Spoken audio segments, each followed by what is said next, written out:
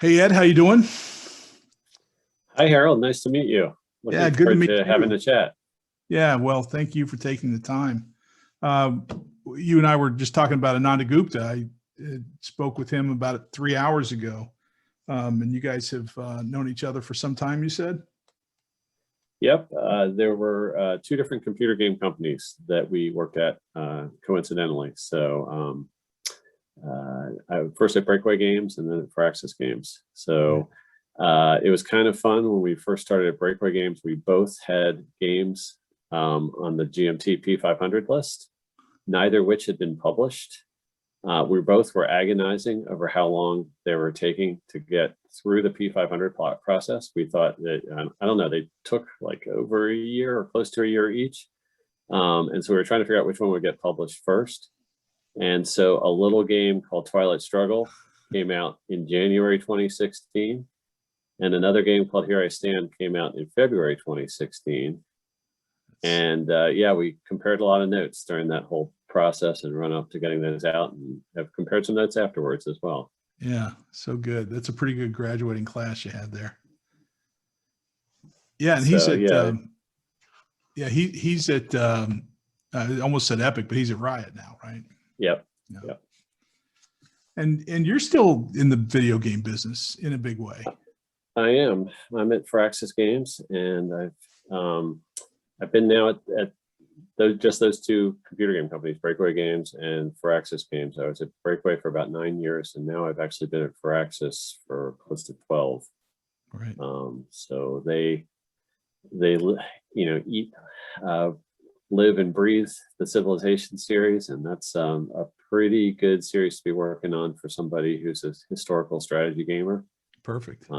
So, and I have enough of a programming background that they let me touch the code, and so I do a lot of design and a little bit of coding, and yeah, we keep going with that series, and it's doing well. So we'll keep at it for a little while longer for sure. Yeah, it's great, right? It's great. Just the 4X aspect, sort of, to some degree, and then, you know, 6 was the most recent release, right? And you were, do we say lead designer on that? Is that fair? Yeah, that's fair.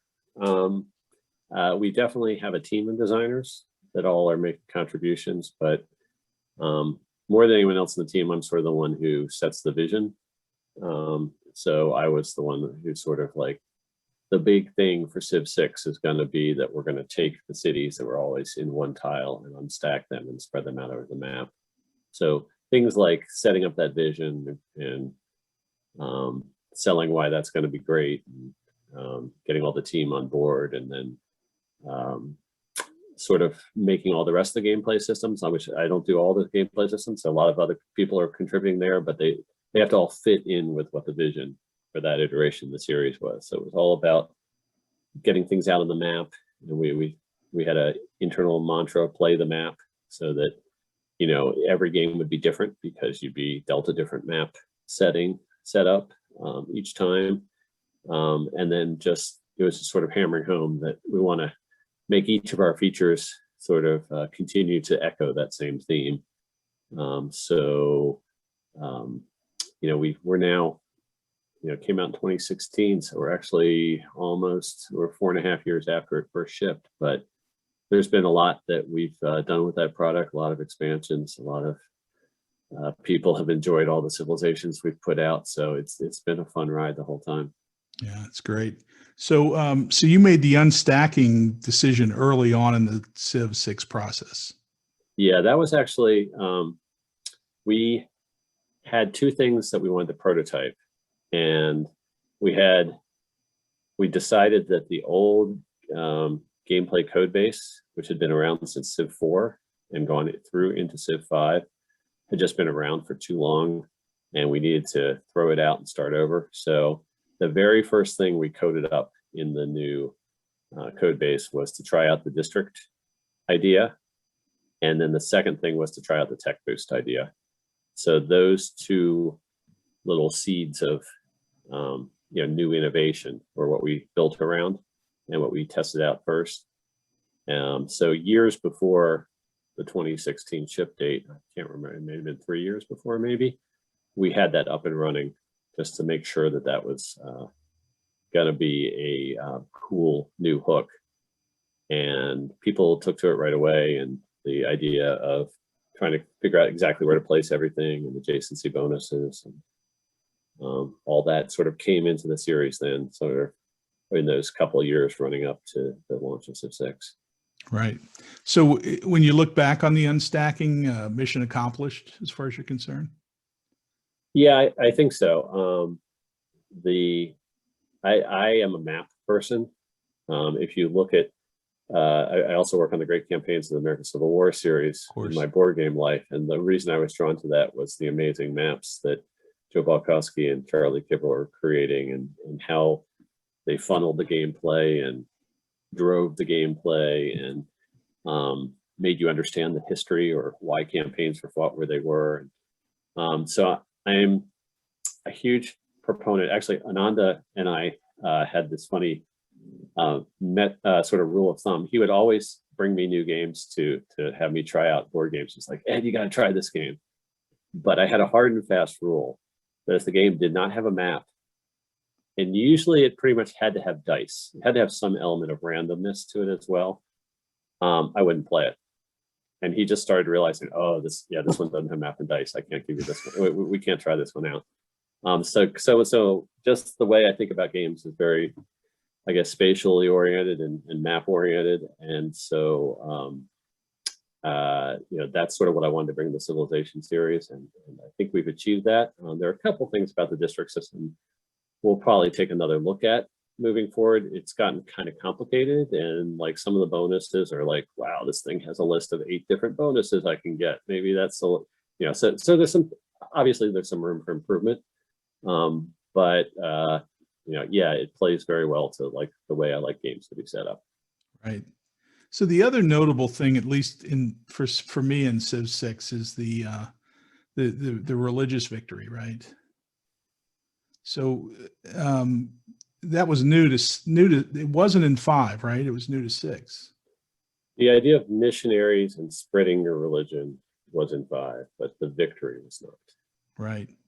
And so what do you think about that in hindsight? What's your perspective? What I do like about it is I knew that there were lots of people who play Civilization and they do not, they sort of turtle up and they're like, I'm just going to try to get to the end of the technology tree as fast as I can. I'm not going to interact with the other civilizations in the map.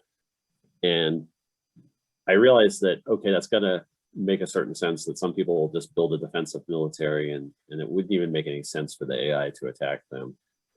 So I sort of had to let it go that we're going to get everybody engaged. We do a lot of things to draw people into wars. There's the emergency system. In Civ V, there was the ideology system, which pulled people into wars. So there's a lot of intentional design to try to make it so that fighting a war is, often a good move and a good strategy. But even then, there's some people who can get through the whole game just sitting there turtling. And I thought it'd be interesting to have another victory that required you to engage without having to go as far as going to war, but you still have to go and cover the map and send your agents into the other continents and empires of the world. So the religious victory did that. I do think in hindsight, it's probably a little bit maybe micromanagement intensive. There's we end up having a lot of units and a lot of, it's a tough one to achieve. Domination obviously takes forever to achieve because of, but people love that. They want to play the game as a war game, and they're going to be domination players no matter what.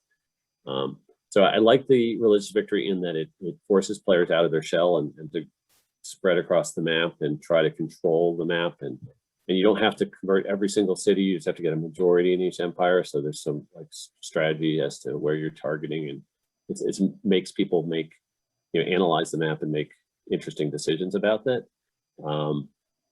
But it's been criticized for that there are too many units and the AI sends so many units at you, and some of that's probably a fair criticism. That's great.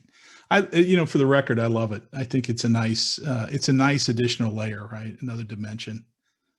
So I really like what we did with Civ 6 with some of the lenses that we added. Again, I'm a map person, so I actually, before I worked in the game industry, I spent 4 years in the cell phone industry, and we were all about creating GIS software that layered different, sort of cell phone coverage data on top of mapping data. So I got very, very used to layering map data in that way. And so our lens system that we have in Civ 6 is perfect for me, because now I can analyze the map. Let's see what's going on with the religious game. Let's see what's going on with city by city. Let's see what's going on by governments. And so, yeah, I definitely pushed us in the direction of let's get that kind of information into our game, because that's sort of how I like to look at things. Right. But yeah, the religion lens, we didn't have that in Civ 5, and you were trying to spread your religion, not for victory, but it was still, I find it easier in Civ 6 because I can get so much information out of that. Right.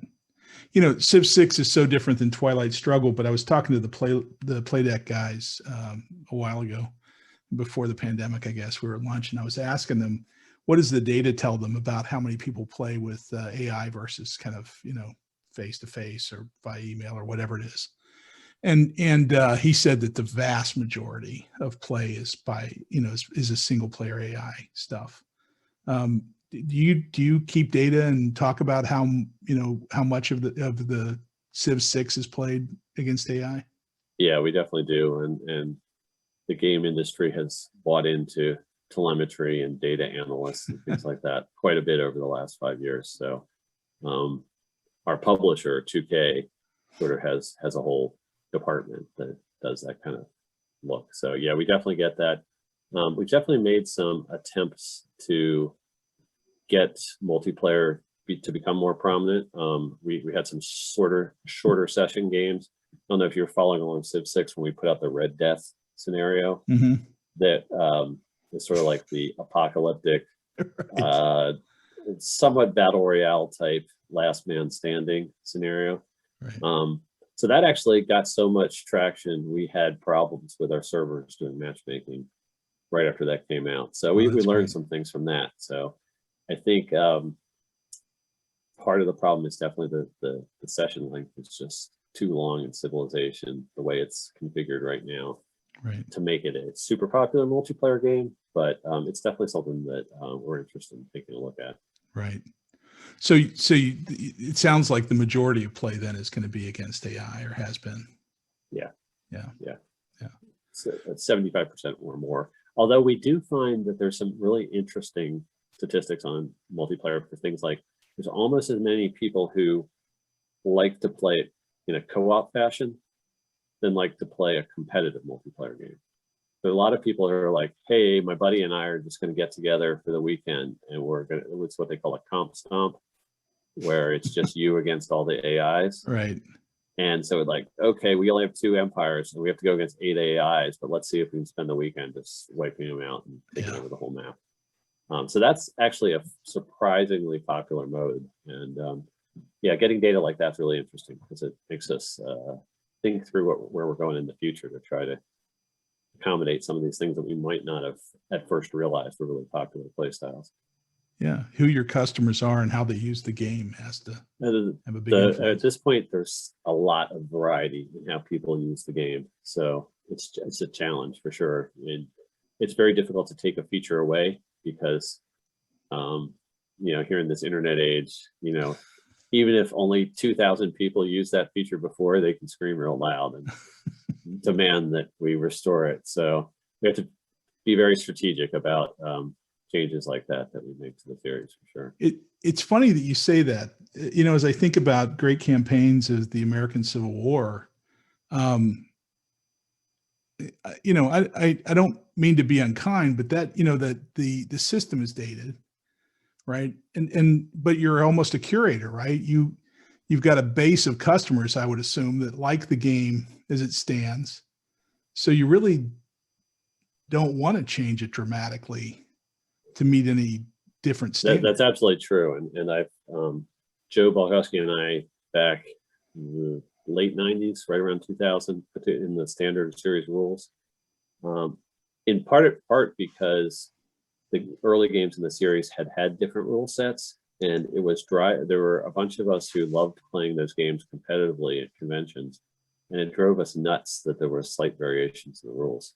So we locked in these standard rules, and even though we put out new rule books for it, they've changed very, very, very little.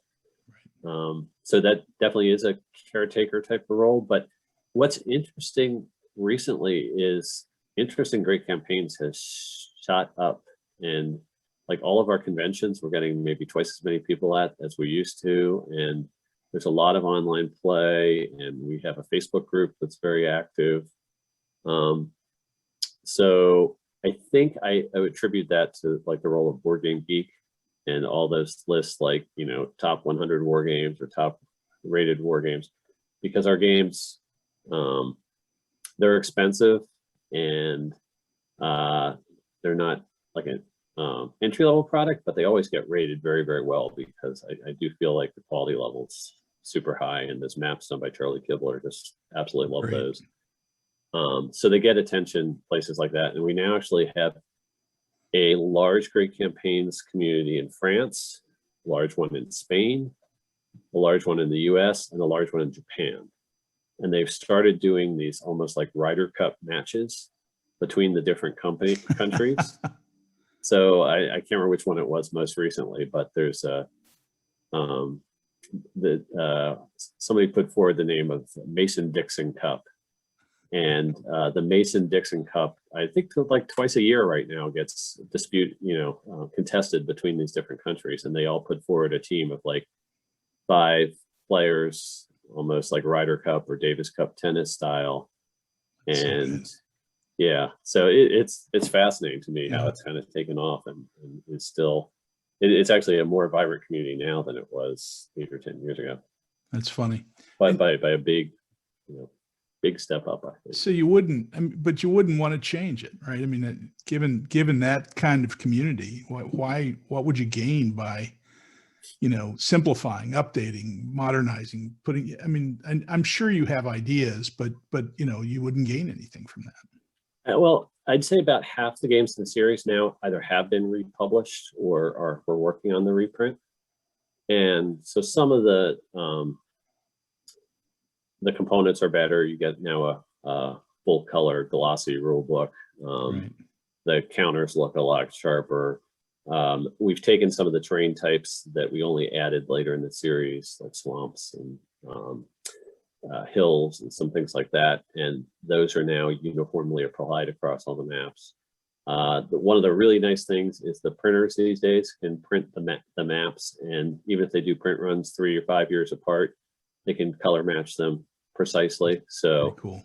When you set up that, Petersburg, Virginia, all the way up to Harrisburg, Pennsylvania, that giant sheet of map, it's amazing now, because it looks, the color matching is perfect all the way up there. And it didn't used to be. You used to be able to tell which module every map came from. So there is some modernizing going on, but in terms of game mechanics, those have been pretty much frozen in time. And Joe Balkowski came back in and started working on the series within the last year. The Hood Strikes North module that just came out was his design. And that's interesting because he took like a 15-year break and went off to become a professional D-Day historian. And now he's back. And I think he's shocked that the series is still going. Yeah. I think every day that he works on it, he's like, wow, this is 30 years it's been going on. How did that happen? Yeah. But it's been fun. Pretty good. That's got to feel pretty good. So you were a board gamer before you were a computer gamer, I assume, right? I started board gaming at about the age of 10. I got 2 games for Christmas, one Avalon Hill game and one SPI game. And everything was Avalon Hill and SPI back then.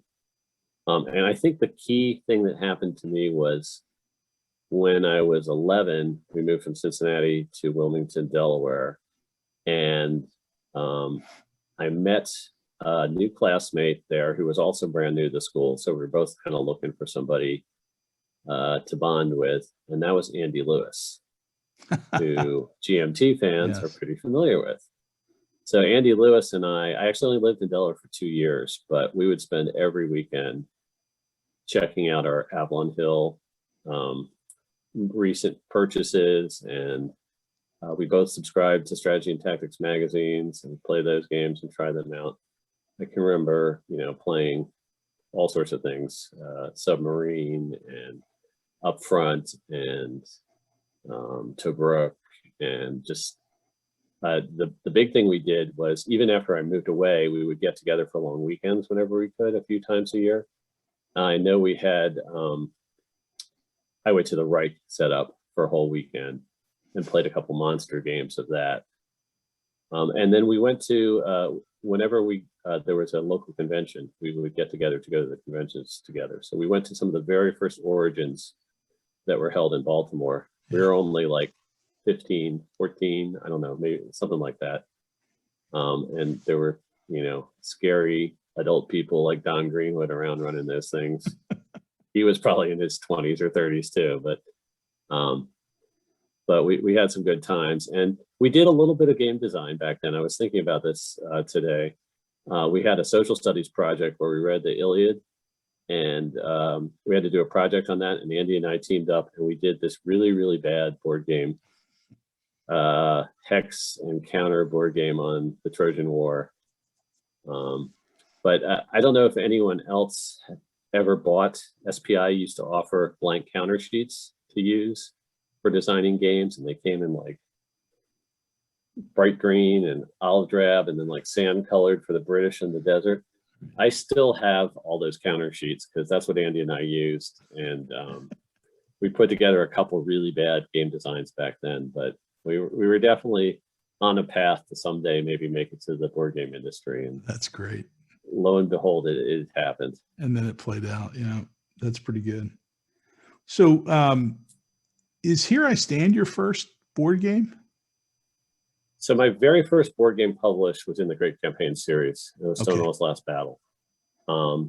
And I didn't intend to do a board game when I started working on that. I thought maybe I could get an article published in the General as a first start. And so I talked to Joe Balkowski at an early AvalonCon convention and said, "Are you ever going to do the Chancellor's campaign? I love that one. It's a personal favorite of mine." And he's like, "No, we already have published the map area for that. It's in the Stonewall Jackson's Way South map."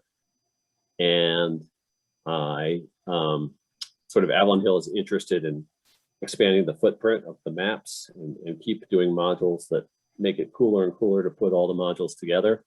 So he's like, "I can help you write a generals article, but I think if you get far enough on this, we should actually put it out as a separate box game." So Joe really, gets a lot of the credit for me getting a first published title. And so Stonewall's Last Battle came out in 1995. And then I had a lot of expertise by the time he started working on to Richmond in how all the games were being played at tournaments and at conventions. And so he brought me on board with On to Richmond to help balance the scenarios. And we'll look at some of the shorter scenarios that would be used for tournament play. So On to Richmond was a collaborative design of Joe's and mine. And then he dropped out of the series to go pursue being a historian. And I was the sole caretaker for maybe 5 years. And I put out Grant Takes Command as the first MMP game in 2001. But I've since recruited a whole bunch of people who are actually doing a lot of the heavy lifting, so that I've been doing a lot of map work for the series, but a lot of the like order of battle and scenario research I haven't done any of that for quite a few years now. Right. And so I guess that makes Here I Stand my fourth game that came out. Because the first one was GMT though. Right. And wow, where did the idea of that? I mean, was that influenced by Napoleonic Wars, or did you just want to do something and pull a few mechanisms from it? Yeah, that's an interesting story. So in college, I had a different gaming group. Andy Lewis wasn't around to game with anymore, and my high school D&D group wasn't around anymore. But I found a group of guys. We had a wargaming club, and they were very into some of the SPI titles from the 70s. And there was one guy who swore that A Mighty Fortress was probably the best game that was ever made. And so he introduced it to us, and I loved it because we had 6 people who were like the most active in the group, and there's 6 sides to that game. And the diplomatic shenanigans that the 6 of us got up to in that game were incredibly rich and deep. And we had our Italian Catholic friend. He always had to play the Pope every single time we played, just because it wouldn't make sense for anyone else to do it.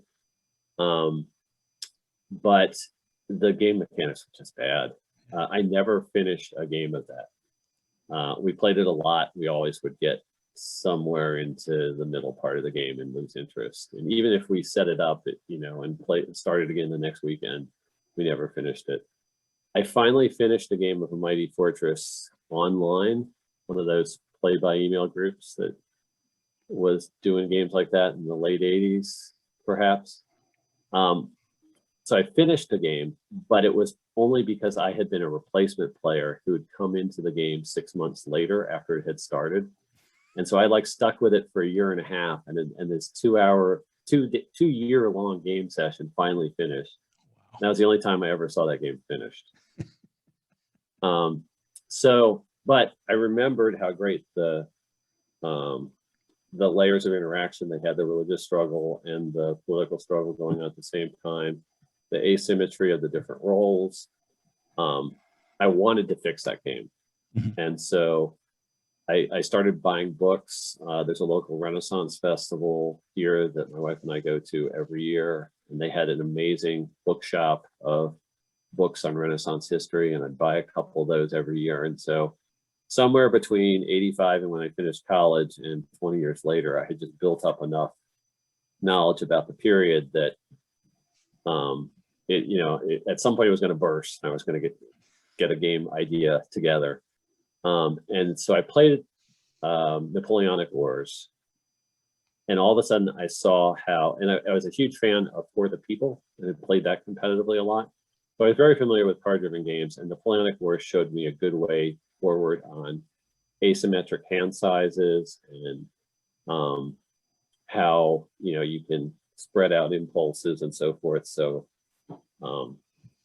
even if you have half as many cards as somebody else, you're not going to get totally left in the dust. And so that was enough to unlock what I needed to at least try to do a Here I Stand design. Yeah, that's great. It's funny that you talk about fixing a game, because Ananda earlier today said, a lot of times I'll play games and then I want to fix them, right? So absolutely.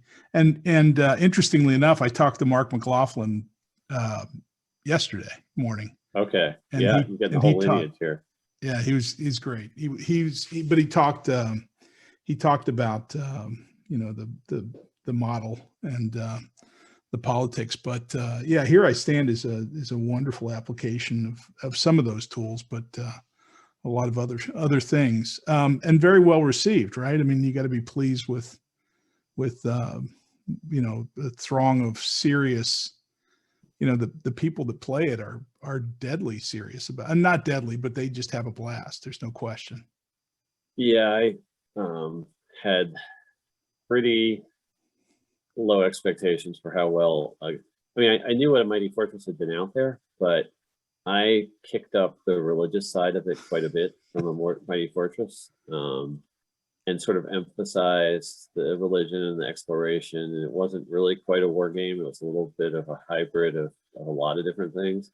Right. But I was not at all sure how this game was going to be received. In general, it's still a game about the Protestant Reformation, which I hadn't seen a lot of, war gamers attached to. So it's my only game that has gotten reprinted up until now, and I think they're pre-ordering for the third reprinting of it. So so it's definitely done it way better than I was expecting, and it's cool that it has even spawned a bit of a series now with Virgin Queen out and Tanto Manto on the way, and people keep telling me that I need to cover the 30 years war period, and I haven't started on that yet, but Right. it's a cool idea that eventually that might be there too. Yeah, no doubt. No doubt. Yeah, are you working? You're working with that the Tonto Manta crew, right? I am, and Advising that's interesting because that's the first time I've ever been a developer on a game. But I think that's pretty much truly exactly what my role is. I have poked at every little bit of that game. I've gone through every section of the rules and done the English writing of the rules. That Carlos is a great, had great knowledge of the subject, and he did a great job applying it to the Here I Stand system. I've seen other prototypes of trying to use the Here I Stand system for other topics that have been sent my way over the years, and he was like 4 or 5 times further in than anyone had gotten previously. So Right. it made a ton of sense to work with him. But I've been helping with like making sure the rule language is as consistent as possible with the previous titles in the series. I've gone through every single card, and we've, rebalanced a whole bunch of them or changed some effects. I've played the game from each of the different powers, just to make sure I understood what was going on for each of the powers. And I sent a bunch of my best Here I Stand playtesters his way to make sure that they get a good look at it as well. So yeah, I've definitely been involved all along. And the next phase on that project, we're starting to get going with the artwork on it. We're still doing playtesting on it, but it's at the point where it's ready for the final production pass. So I'm going to be very involved with kind of all the steps of it, going forward as we go from now to getting it ready to get published. Do you feel the same obligation as when you're a designer and you need to know the history? As a developer, do you have that same need? I don't feel like I have to know it deeply enough to know like this card belongs in the game, and this one, maybe if we had to drop one, this would be the one that is to be dropped. That I feel like Carlos can make those kind of decisions. Right. I feel like I want to make sure it fits in with the rest of our system appropriately, that we're not changing mechanics just to change mechanics, that we're actually improving things. I want to make sure that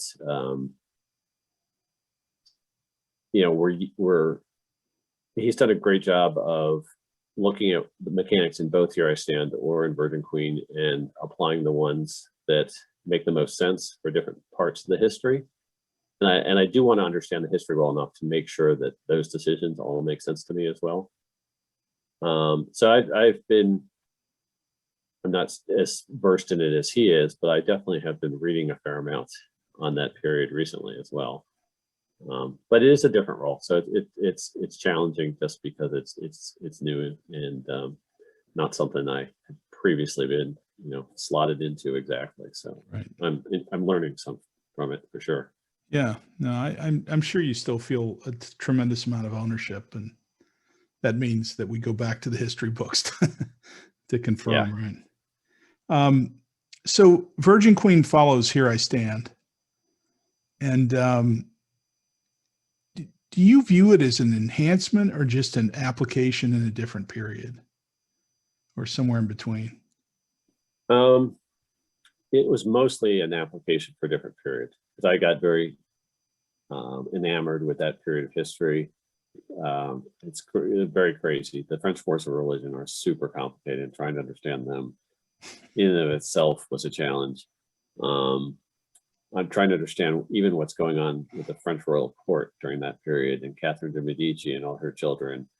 And it was a big challenge to try to make some of the powers in that game work right and playable. Like France is basically falling apart during that whole time period, and trying to make that a power that can win and compete. And I had to look for things like, well, they may have been falling apart politically, but look at all the art and cultural enhancements that they brought to everything. So it was a very fun project from that point of view, and bringing that period to light was clearly my number one goal. But I do feel like I don't think Virgin Queen is necessarily the right way to get into the series. I think Here I Stand is still a better way to get into the series, but I liked some of the changes that were there.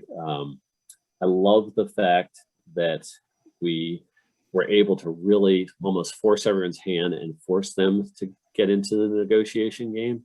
I saw too many Here I Stand games at tournaments, and part of it's because players were new at some of our tournaments and we just taught them the game. But there are people who were not involved in diplomacy. And so what I really liked about Virgin Queen is one of the things you get dealt at the beginning of the game is hand, and you have those royal men and women that are looking for eligible marriage, mates to be lined up with. And you basically, if you don't, go ahead and play the negotiation game and get them lined up with somebody that turn, they become worse and they age, and the next turn they're worth less. So you basically have this incentive. You have to go in and start talking to people and negotiating. And I feel like, that's one big win for Virgin Queen over Here I Stand. I like the fact it took me a long time to get this working right. I kept trying to figure out how to re-implement the Here I Stand religion system and take out some of the time that was required for it. But, so I went through several drafts of that before I came up with the system. The die rolls where anything from a 3 to a 6, has some type of meaning in terms of what's going on, and then the 1 is unrest. And so I like that system. I thought about, people were asking me whether I was going to put it back into Here I Stand to retrofit it, but Here I Stand has all the extra layers with the debater bonuses and things like that belong in that game, because it's really about how the Reformation started and spread. So I looked at trying to put it back in and decided to leave well enough alone. So Virgin Queen has some enhancements. Some of it's just trying to reflect the period. But I actually right now I'm at the point where I've played Here I Stand enough that I prefer playing Virgin Queen, just because that's still a game where I don't feel like I've explored all the different strategic avenues, because there are a lot of them. Here I Stand, I feel like I've seen quite a bit of the possibility space in that game. Right. And it's harder for me to be surprised by something new, I guess, in that game. That's great. Yeah, I can't imagine the number of plays, but what a great game. Both of them, by the way. So I sat in briefly sat in a session here where you're talking about your new P500 game, Border Reavers. Did I pronounce that properly? Yeah, that's good. And so how did you get started on the period? Does it seem to fit the prior models? Tell us about where it all started. So it all started in 2007. I'd gotten my first royalty check for Here I Stand, and that helped fund a family vacation to the UK. That's great. And our kids would have been 17 and 14 then, so old enough that they were really super excited by the idea of European travel, and they're history buffs as well. They both had both ended up either majoring or minoring in history in college. So we wanted to go see Hadrian's Wall. We wanted to see Alnwick Castle, where they filmed all the Harry Potter movies. So we were going to the north of England, and Northumberland was our destination. And we saw all that stuff, and it was all great. But at one of the tourist museums, like I usually do, the first place I go is the bookshop. And so I was looking through the bookshop, and I saw a map. And like I said before, map's gonna suck me in right away. Right. So actually, I could go grab it right now, but because it's right behind me. But it was an Ordnance Survey map of all the historic sites in Northumberland and the Scottish borders, and I'd never seen anything like it, because I played Kingmaker back in the day. That was one of those Avalon Hill games that right. I would play all the time, and so I was used to the map of England and where all the royal and family castles were and stuff. But here it was. There were fortified sites basically every single square mile of Northumberland. And I had no idea why they were there, where they came from, what time period they were. And so I bought the map, and I found out that George MacDonald Fraser, who wrote all the Flashman books, has a book called Steel Bonnets that covers the Border Reaver period, and I bought that as well. Before we finished the vacation, I'd finished the book. I'd scanned the map numerous times, and then do you mind showing us the map? Can I Sure. interrupt Hold you? on. Yeah.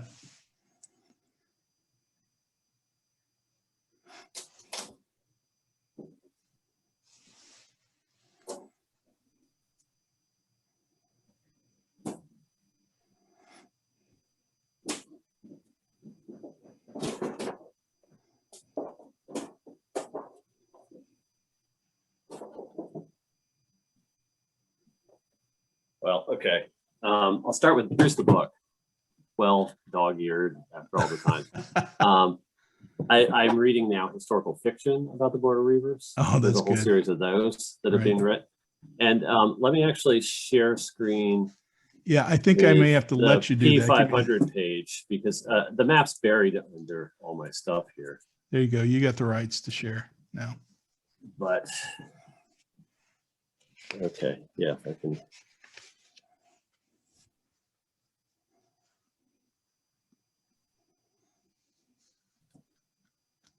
I actually put the map on the P500 page in the little story that I'm telling right now. Oh, good. So here it is right here.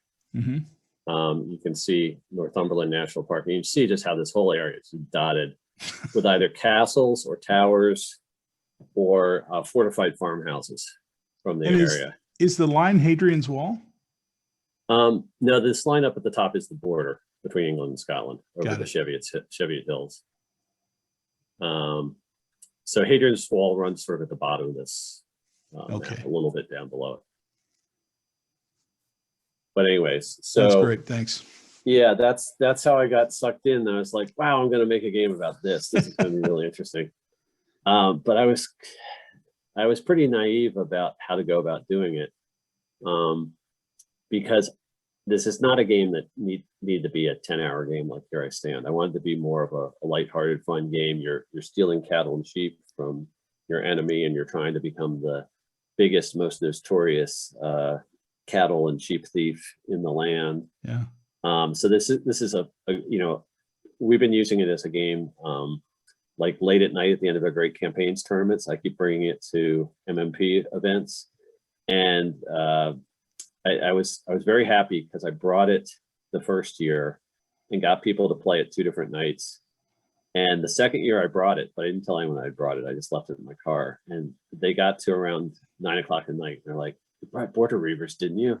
We want to start playing that in an hour." That's great. So we've been using it as sort of it's a 2 or 3 hour game. It's sort of 35 minutes per player, and you play it with either 4 or 6. But we've been using it as our late night kind of kickback and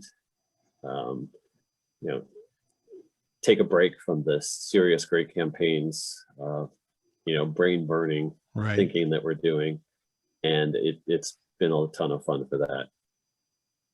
So how does it work? Is it still lighthearted? You said you started lighthearted. Is it still lighthearted?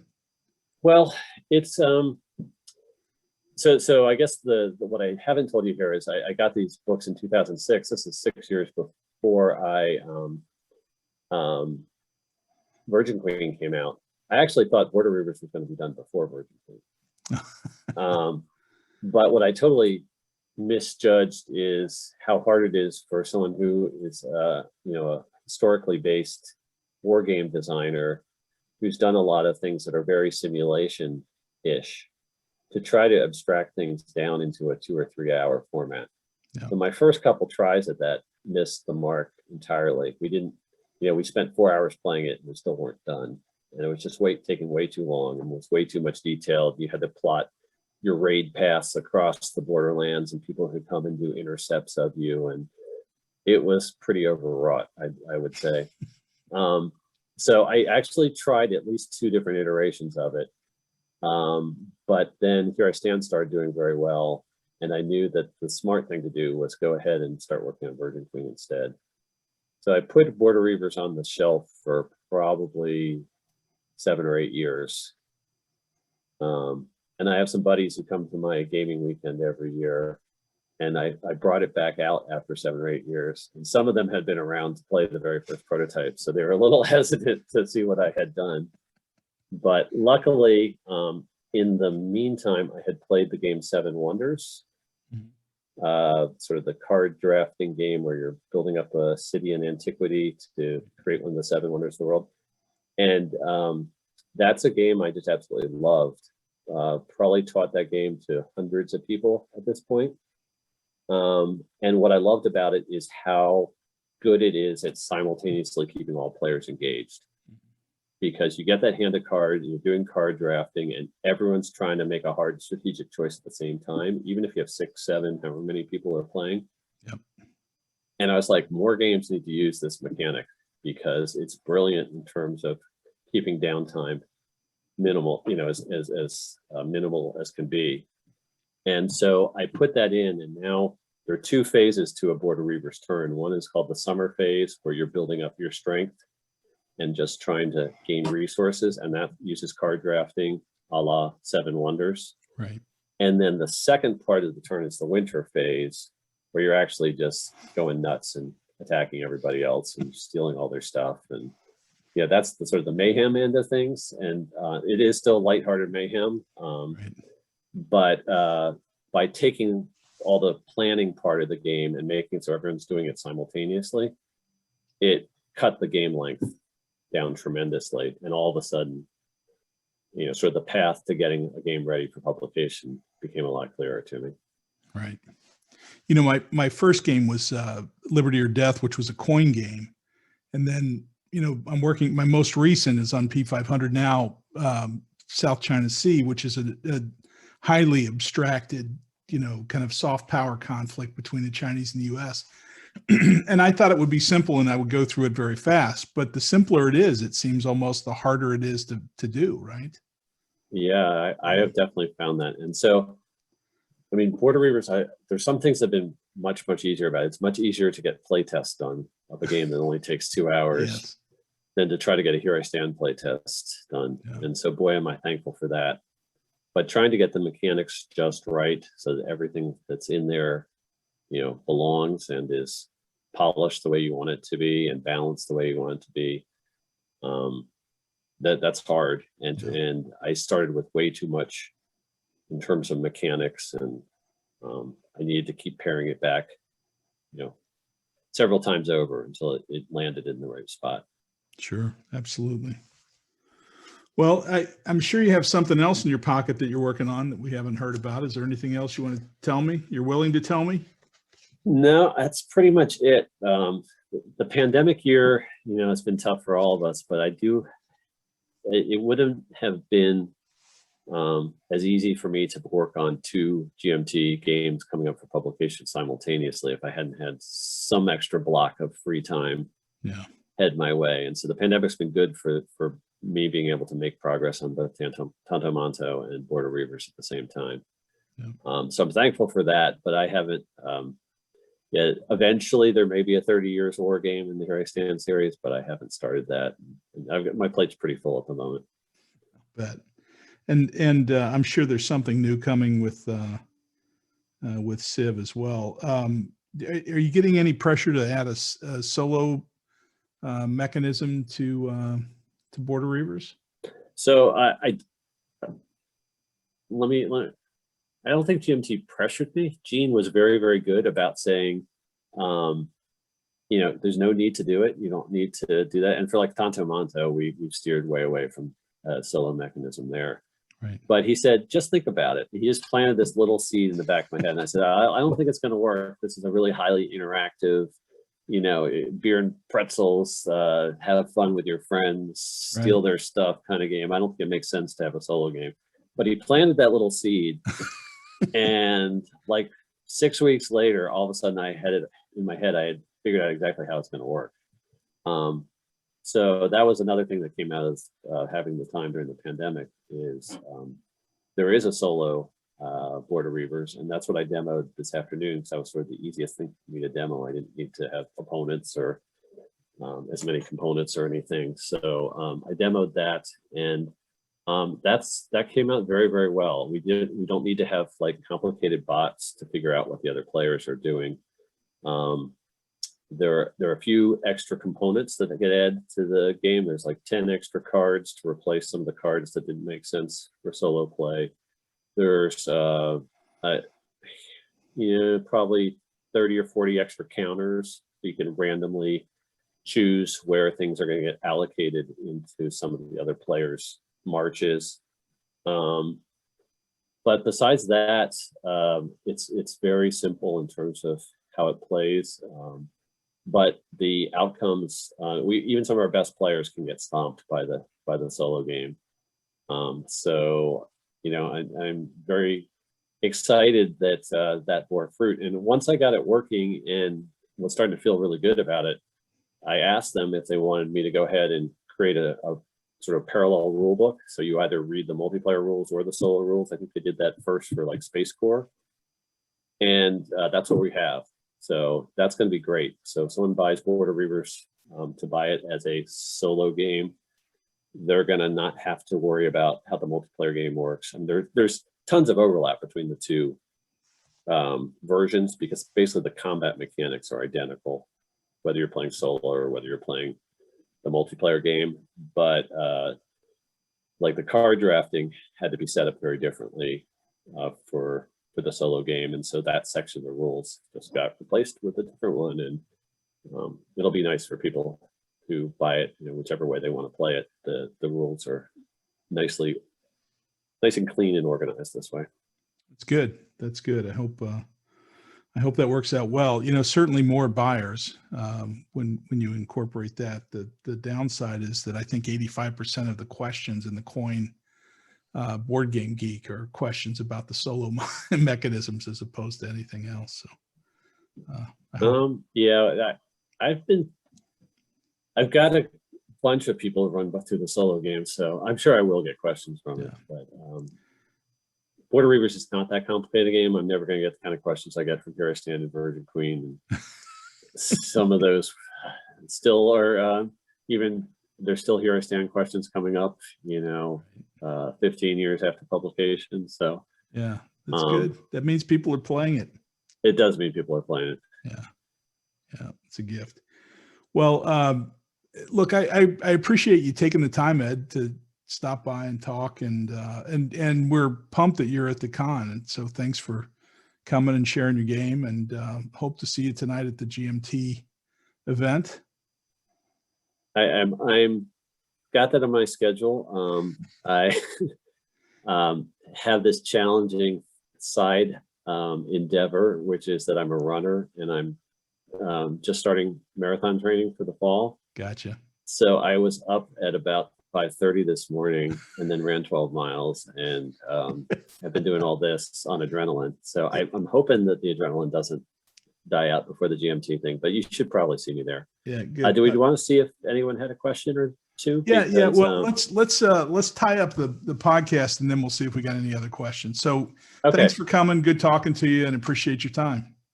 It's been a pleasure, and it was great to meet you, Harold. And I'm really happy I could be at the San Diego Historical Convention for my first time ever. There you go. Thanks.